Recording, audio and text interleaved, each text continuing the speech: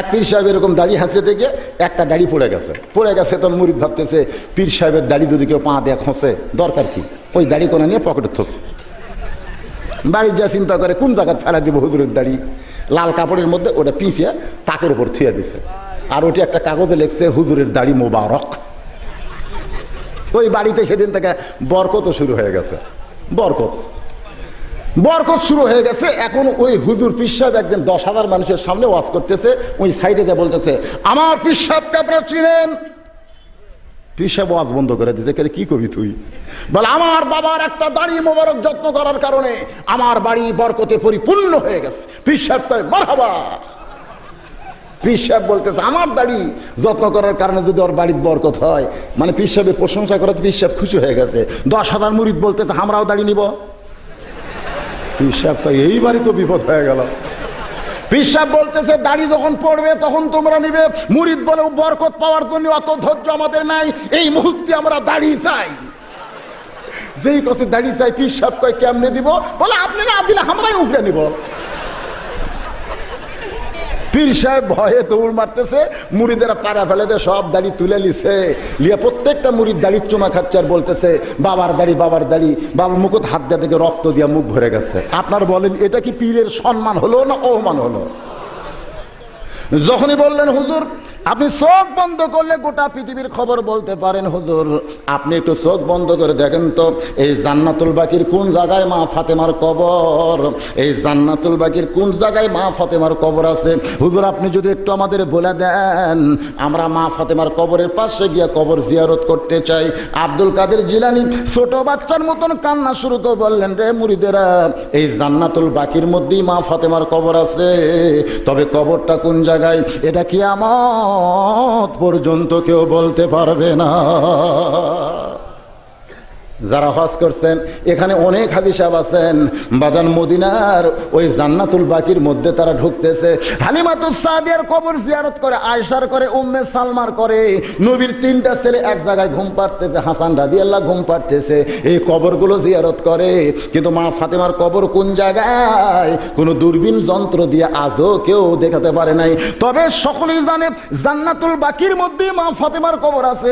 সমস্ত মুরিদ বলল হুজুর এই জান্নাতুল বাকির মধ্যে মা ফাতেমার কবর আছে, তবে কবরটা কোন জায়গায় এটা কেন বলা যাবে না? আব্দুল কাদের জিলানী বললেন আমার মা ফাতেমা হইল জোহরা। মা ফাতেমা কি? ফাতেমাতুজ জোহরা। এখন এই হাজার হাজার মানুষের সামনে আমি বলতেছি, আপনারা বলেন তো জোহরা মানে কি? কথা কয় না, একজন কয় তো আবার জোরে কয় না। জোহরা মানে, জোহরা শব্দের একটা মানে নাই আছে তো, যে খাতুনে আমরা বলি না মা ফাতেমা তো জোহরা, জোহরা মানে কি? আমার মা বোনেরা শোনার জন্য বসে আছে, সেই সন্ধ্যা থেকে বোরকা গাওয়াত নাই। দেখলাম আসার সময় গাড়ি নিয়ে আসতে, দেখি বোরকা টোরকা নাই, ও আর শুনবার আসতেছে। ওখানে অবশ্য আপনারা বোরকা করে দিয়েছেন, চারিদিকে কাপড় দিয়ে মেয়ে করে বোরকা করে দিয়েছেন, সুবহানাল্লাহ। কারণ এই কোরআনের একটা ইজ্জত আছে না নাই? জোরে কোন আছে না নাই? শুধুমাত্র কোরআনের মাহফিলে যদি মেয়েদেরকে পর্দার ব্যবস্থা করা হয়, যেদিন কোরআনের আইন বাংলাদেশে চালু হবে সেদিন বাংলার মুসলমান বুঝবে আসল পর্দা কারে কয়। জোরে কোন ঠিক কি না? এখনো তো পর্দার কিছুই বোঝেননি। আমি বললাম জোহরা মানে কি? আপনারা কেউ উত্তর দিবার পারলেন না। তার মানে জোহরা মানে জানে না। জোহরা মানে কি আপনারা জানেন না? জোরে কোন জোহরা মানে? সবাই বলেন না কেন জানি না? আরো জোরে। আচ্ছা জানি না বললে কোনো অপমান হবেন? আমি আপনাদের কাছে জানাই দেব, কারণ আমার মা বোনদেরকে ভালো হওয়া লাগবে। উলিদ বিন মুগিরা মায়ের কাছে গিয়া বলতেছে, মা উতুল্লিম বাদা জালিকা জানিম, আমি নাকি জারত সন্তান। সঙ্গে সঙ্গে মা চুমকাটে বলতেছে, বাবা এত বছর পর এই গোপন খবর তো কে দিল? সুবহানাল্লাহ। খবর না দুনিয়ার কেউ জানে না বাবা এই গোপন খবর তোকে কে দিল। ওলীদ বিন মুগীরা চমকে কে বলে, মা তুমি কি বলবার চাও? ওলীদ বিন মুগীরার মা কান্দের বলে, বাবা যে খবর দুনিয়ার কেউ জানে না সেই খবর তোকে কে দিল? যে খবর দিল সে তো সাধারণ কোনো মানুষ না। ওলীদ বিন মুগীরা বলে, মা আমি তোকে দুই চোখকে দেখবার পারি না, আমি তাকে দুই চোখকে দেখবার পারি না। ওলীদ বিন মুগীরার মা কান্দের বলে, বাবা তুই দেখবার চাই না পারলে কি হবে, সে দুনিয়ার সাধারণ কোনো মানুষ না। ওলীদ বিন মুগীরা বলে, মা তাহলে আসল ঘটনা কি? মা বলতেছে, আমি যখন যুবতী ছিলাম তোমার বাবা আমাকে ঘরে রাইখা ব্যবসার কাজে বাইরে গেছে। আমি তোমার মা যখন যুবতী ছিলাম তখন তোমার বাবা আমাকে ঘরে থুইয়া ব্যবসার কাজে বাইরে গেছে। ব্যবসাত এত লাভ, এই লাভের ধান্দাত পড়ে বইয়ের কথা ভুলে গেছে। একটা যুবতী বউ ঘর থুইয়া একটা যুবক কতদিন বাইরে থাকতে পারে এ কথাও কিন্তু ইসলাম আমাদেরকে বলে দিছে। জোরে কোন কথা ঠিক কি না? সূরা নূর পড়েন, তারপরও রাসূলের হাদিস রয়েছে। আপনার আমি কিন্তু বলতেছি না যে বুড়ি থুইয়া বুড়া কতদিন বাইরে থাকতে পারবে, সেটা কিন্তু আমি বলতেছি না। আমি বলতেছি যুবতী বউ থুইয়া যুবক কয়দিন বাইরে থাকতে পারবে। আপনাকে কি মনে হয় কয়দিন? 12 বছর। মানে যাই যেরকম মরদ তার সেরকম ফতুয়া। অনেক লোকের বউ কাছে থাকতি চেতে না, এক কথা আর বউ কিরে ফতুয়া মারতেছে 12 বছর। কি মনে করতেছেন আপনাকে শোনার দরকার আছে না নাই? আমি তো দলিল যে কথা বলবো, কয়দিন ছোঁয়া যাবে কয়দিন থাকা যাবে না, এটা একটা নিয়ম আছে তো ভাই জান। আপনার বউকে ঘরের থেকে আপনি বারান্দাত কয়দিন থাকবার পারেন একবার ট্রেনিংয়ে দেখেন তো কয়দিন পারেন। আমি ছোটবেলা একটা গান শুনছিলাম, কব জামা তোর জামাইয়ের বাড়ি আমি যাব না, তোমার জামাই চাকরি করে মহিমাগঞ্জ সুগার মিলে, মাসে মাসে পত্র পাঠায় ঘরে আসে না, জামা তোর জামাইয়ের বাড়ি আমি যাব না। মা বলতেছে তার মেয়েকে, যাও মা তুমি স্বামীর বাড়ি যাও। মেয়ে কান্দার বলে, মা যায় লাভ কি, তোমার জামাই তো বাড়িতে থাকে না, আর স্বামী যদি বাড়িতে না থাকে ল্যাপটপ পওরা দিয়া কোনো লাভ আছে? ধরে এখন কোনো লাভ আছে? আজকে যেই যুবক তার যুবতী বউ বাড়ি থুইয়া মালয়েশিয়ায় গেছে, এরকে বউ যে কত কষ্টে আছে, আজকে মা বোনেরা তাবুর মধ্য থেকে বনে মনে বকতেছে, হুজুর আসল ওয়াজ ধরছে। মারা যাবে আর কবে হুজুর না একটা ডাঁটের ওয়াজ ধরছে রে। আসলে মেয়ে মানুষের কষ্ট বুঝবার চায় না। কি কোন কষ্ট বোঝা আর কি, বুক ফাটে তা মুখ ফোটে না, এই জন্য আর সহ্য করতেছে। বাজানরে ওলীদ বিন মুগীরার মা বলতেছে, বাবা তোমার বাবা ব্যবসার কাজে বাইরে গেছে, ব্যবসায় তো লাভ শুরু হয়েছে, ওই লাভের কারণে বউকে ভুলে গেছে। মাসের পর মাস যখন বাড়িতে না আসে, বাড়িতে না আসার কারণে আমার ভিতরে কাম, ক্রোধ, লোভ, মদ, মাৎসর্য, প্রত্যেকটি মানুষের মধ্যে 6টা রিপু আছে, মানুষের মধ্যে আছে, আছে না নাই? আমি যত বড়ই হুজুর হই, যত বড়ই হুজুর হই, একটা সুন্দরী মেয়ে দেখলে আমারও মন কিছু কয়। এটা আসল কথা। যদি কেউ কয় না আমার মন কিছু কয় না, তাহলে বুঝবেন ওই মরদ না, ওই হিজড়ে, ওর মন কিছু কয় না। কিন্তু মরদ যারা হবে, সুন্দরী মেয়ে দেখলে তাদের মন কিছু কবেই। আজকে সরকার বলতেছে পুরুষদের ইফটিজিং করা চলবে না। ইফটিজিং কি বাংলার লোক করে কেরে? ইফটিজিং শুরু হয়েছে জান্নাতের ভিতরে।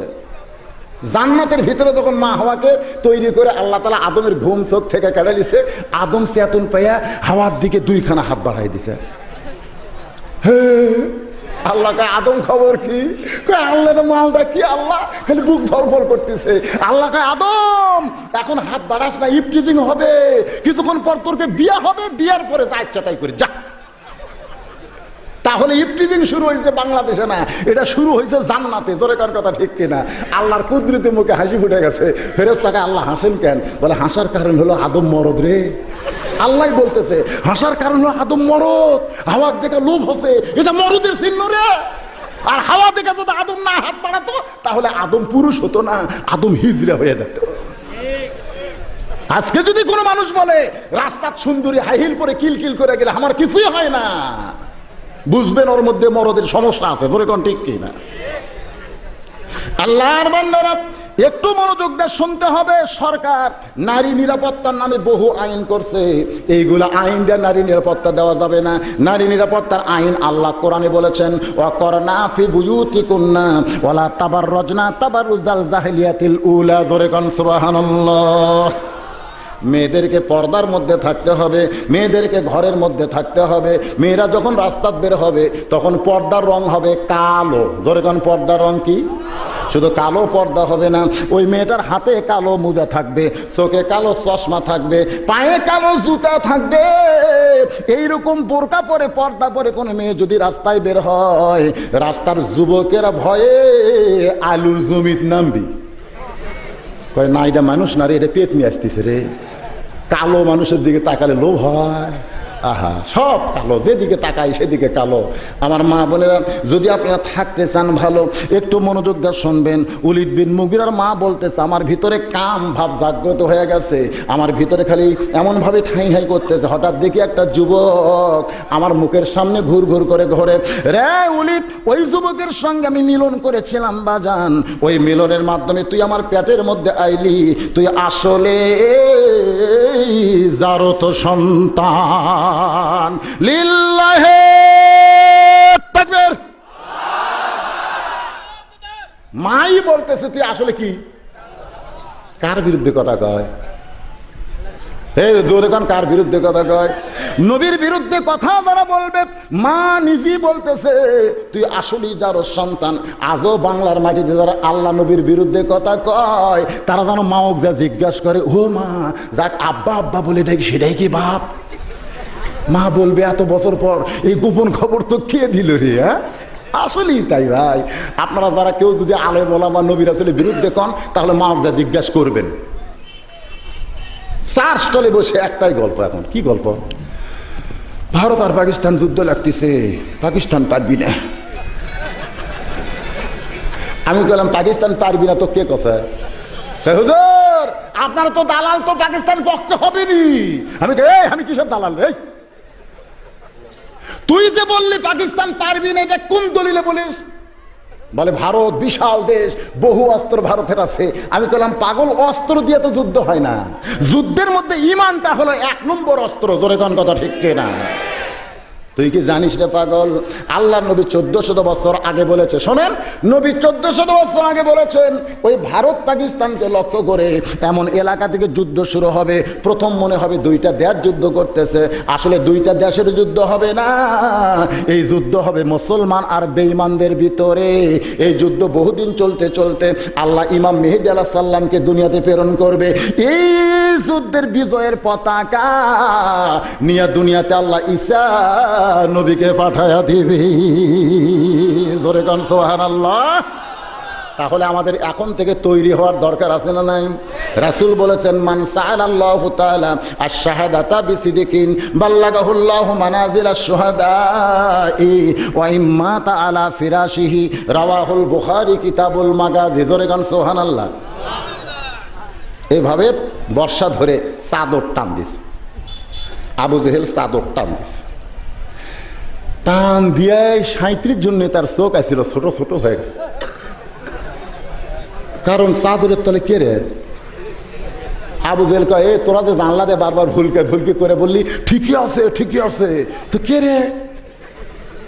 কয় নেতা, আমরা তো চাদরের তলে মানুষ দেখছি, তো মুখ তো দেখবার পাই নাই, মুখও দেখা দরকার রে। এখন কতগুলো ছেলে গভীর রাত্রে তাস খেলে, তাস। তারপরে এখন আবার আর একটা নতুন খেলা নামছে, বুঝলে নাই? খেলা কি করবে এখন? নিচে একটা কোল বালুস দিয়ে উপরে দিছে ল্যাপ। বাপ মা জানলা দিয়ে দেখে সোল আমার ঘুমিয়ে পারতেছে, আসলে সোল না, ল্যাপের তলে কোল বালুস। তুমি জানো, টান দিয়ে দেখা দরকার। তোর কোন কথা ঠিক কি না? আমি একটা জিনিস গুমুর ফাঁস করে দিলাম, আপনাদের ছেলেদেরকে আপনারা খেয়াল করবেন। আল্লাহর বান্দারা, ওলীদ বিন মুগীরা, আবু জেহেল সহ সমস্ত নেতাদের চোখ বড় হয়ে গেছে। আবু জেহেল দেখে হযরত আলী চাদরের তলে মুস্কি মুস্কি হাসতেছে। জোরে কোন সুবহানাল্লাহ। আবু জেহেল বলতেছে, আলী তোমাদের নবী পলাইলো কোন দিক দিয়ে? হযরত আলী মুস্কি মুস্কি হাসে। আবু জেহেল বলে, আলী রে হাসিস কেন? আলীর হাসার কারণ হলো তোমরা 37 জন যেভাবে বাড়ি পাওয়া দিলে, এরপরে নবী যখন চলে গেছে, তাহলে আমার নবীকে আল্লাহ নিরাপদ জায়গায় রাখছে। হাসার কারণ হলো তোমরা চেতন থেকে পাওয়া দিলেন, তোমরা চেতন থেকে পাওয়া দিলা, নবী কোন দিক দিয়ে গেল তোমরা বলবার পারো না, আমি ঘুমন্ত মানুষ বলবো কেমনি? এমন কথা হযরত আলী বলেছে। আবু জেহেলের মুখত পড়ছে ছাই। জোরে কন কি? কথাটার মধ্যে দেখছে যে তোরা চেতনা ছিল, তোরা পাওয়া দিলু, কোন দিক দিয়ে গেল তোরাই কবার পারিস না, আর আমি ঘুমের মানুষ বলবো কেমনে? সঙ্গে সঙ্গে আবু জেহেল চিৎকার করে বলে, আর দেরি করা যাবে না, গোটা মক্কা অ্যাটাক করা লাগবে।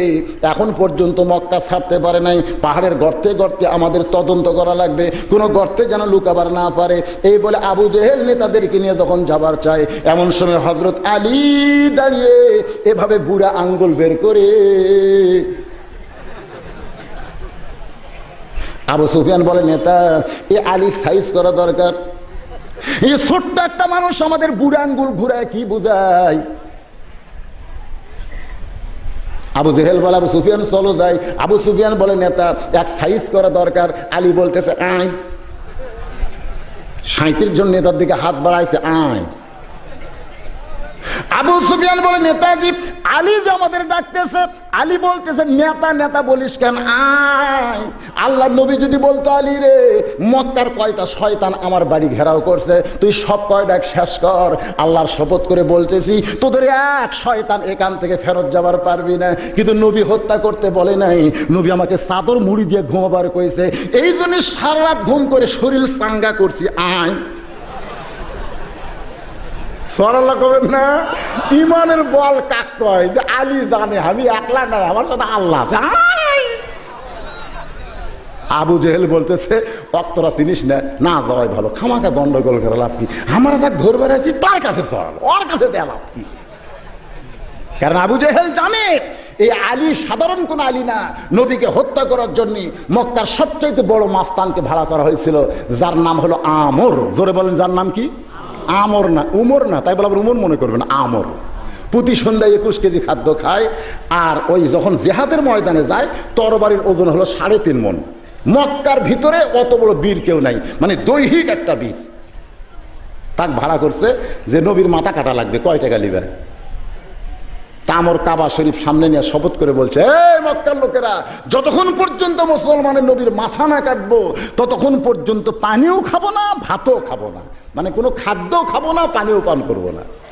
এই কথা বলে মহাবীর আমর যখন মক্কা থেকে তরবারি কান্দে নিয়ে হাতির মতন নবীকে হত্যা করার জন্য রওনা দেয়, আল্লাহ রাসূল তখন কিতাবের মধ্যে আছে তিহিমা প্রান্তরে, কিতাবুল মাগাজি, বুখারী শরীফের একটা অধ্যায় পড়ে দেখবেন, রাসূল সাহাবীদের নিয়ে ওয়াজ করতেছে, ওয়াজ।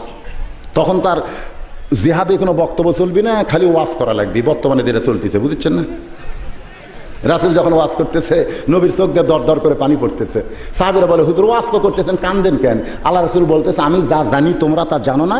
এই মুহূর্তে আল্লাহ পাক আমাকে জানাইলো, মক্কার সবচাইতে বড় বীর কাবা শরীফ সে শপথ করে বলেছে, আমার মাথা না কাটা পর্যন্ত ভাতও খাবে না, পানিও পান করবে না, মানে খাদ্যও খাবে না, পানিও পান করবে না। ওসমান গনি বলে, রাসূলুল্লাহ এই মুহূর্তে আমাদের দোয়া করা দরকার, এই মুহূর্তে আমাদের দোয়া করা দরকার। ওই আমরের হাত পাও যেন আল্লাহ অবশ করে দেয়। জোরে কোন কি করে দেয়?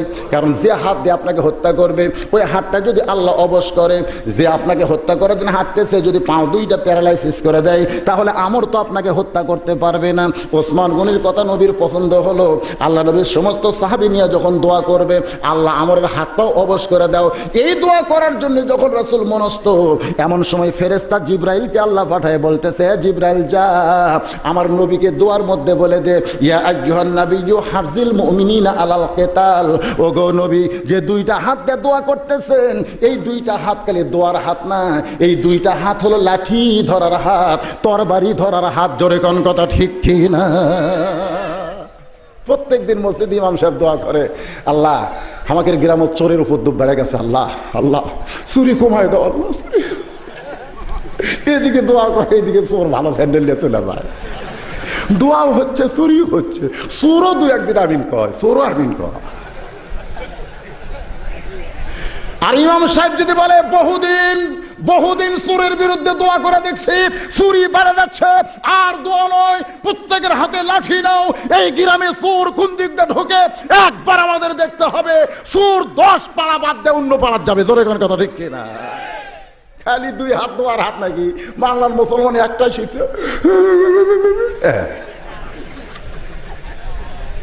আল্লাহ রাসূল আল্লাহ বলে দিচ্ছে, ইয়া আইয়ুহান নাবিয়্যু হারসিল মুমিনিনা আলাল কিতাল। হারস মানে সৈন্য, হারস মানে কি? মুমিনদের মধ্যে সৈন্য বাড়ান, কেতাল মানে যুদ্ধ করা লাগবে। ওই মহাবীর আমর আসবার হাত পা অবশ হবে, এই দোয়া করা চলবে না। বরং জিহাদের জন্য হাতে লাঠি নেওয়ার জন্য, তরবারি নেওয়ার জন্য আপনি সাহাবীদের উদ্বুদ্ধ করেন। সঙ্গে সঙ্গে নবী আবার মোনাজাত নিচের দিকে নিয়ে আসলো, যে মোনাজাত কমপ্লিট হয় উপর দিকে হাত। যখন আমরা মোনাজাত কমপ্লিট করি এরকম করি না? এটাই সুন্নত। সুবহানাল্লাহ, এটাই সুন্নত। এই হাতটা মুখে মালিশ করা সুন্নত। তবে মোনাজাত করার আদব হলো এই 2 হাত এইভাবে থাকা লাগবে, এইটা ফাঁক করা যাবে না। কেউ আবার এরকম দড়ি পাকায়, মানে এত বিরক্ত মানুষ। মোনাজাত একটা মোনাজাত কবুল হয় না, কি করবে পরে? একটাও কবুল হচ্ছে না, এ বিরক্ত ধরে গেছে। কি কন মোনাজাত কিভাবে? আদব কি কন? তো আদব কি? এই 2 হাত এভাবে সিনা বরাবর 2টা হাত তুলবেন। নবী আমার আস্তে করে হাতটা উরাতের দিকে নিয়ে গেলেন।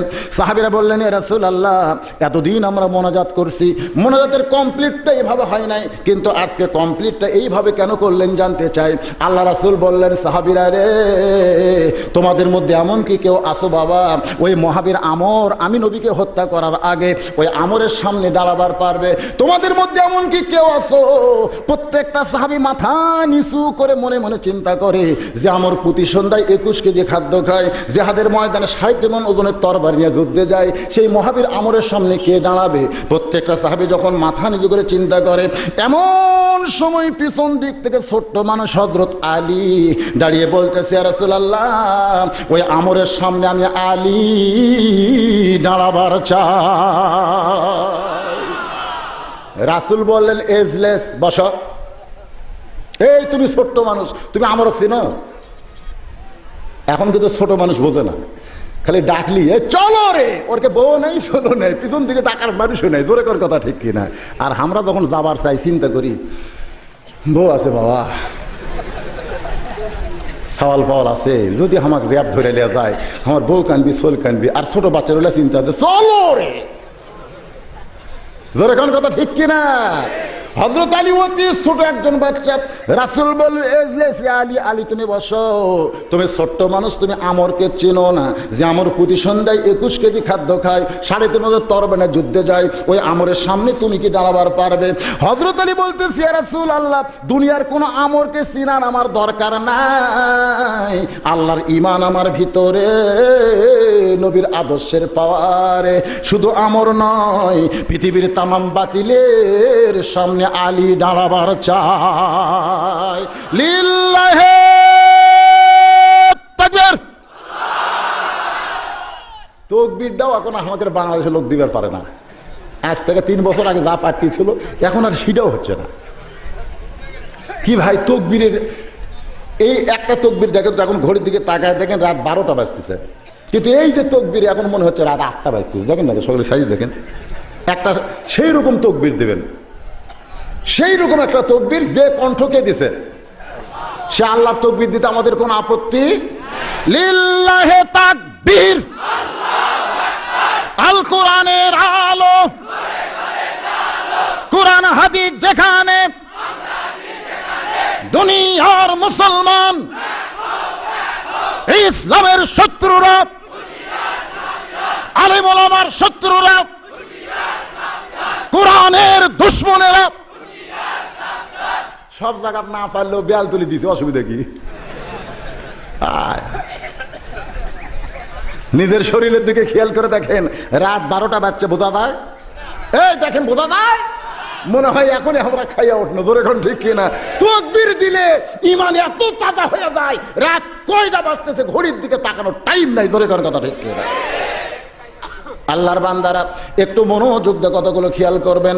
আল্লাহ রাসূল বলে, আলী রে আয় আয়, তুই আমার কাছে আয়। যেই মাত্র হযরত আলী নবীর কাছে, আল্লাহ নবী আলীকে বুকের মধ্যে নিয়ে কপালে একটা চুমা দিয়ে বলতেছে, আলী তুই হলে আমার আপন চাচাতো ভাই।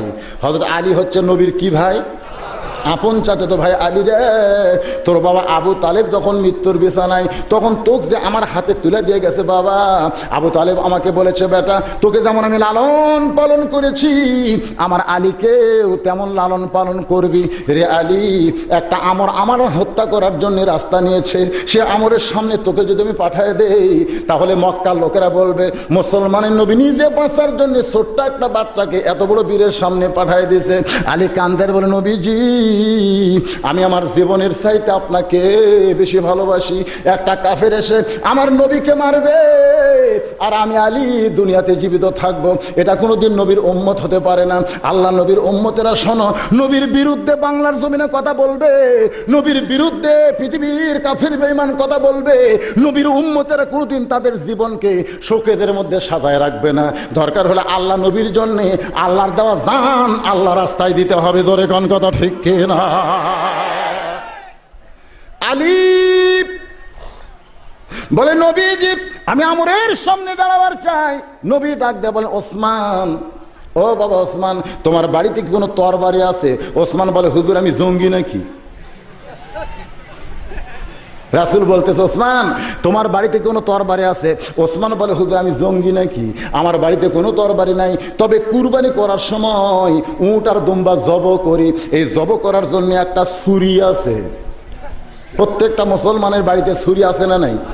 যদি হিংসা করে তদন্ত করে, তাহলে আপনার খাটের তলে যদি ছুরি পায় আর যদি কয় তুই জঙ্গি না হলে ছুরি কেন, আপনি কুরবানির জন্য বানাইছেন, এরপর শত্রুতা করে ধরতে পারে। ধরে কোন কথা ঠিক কিনা?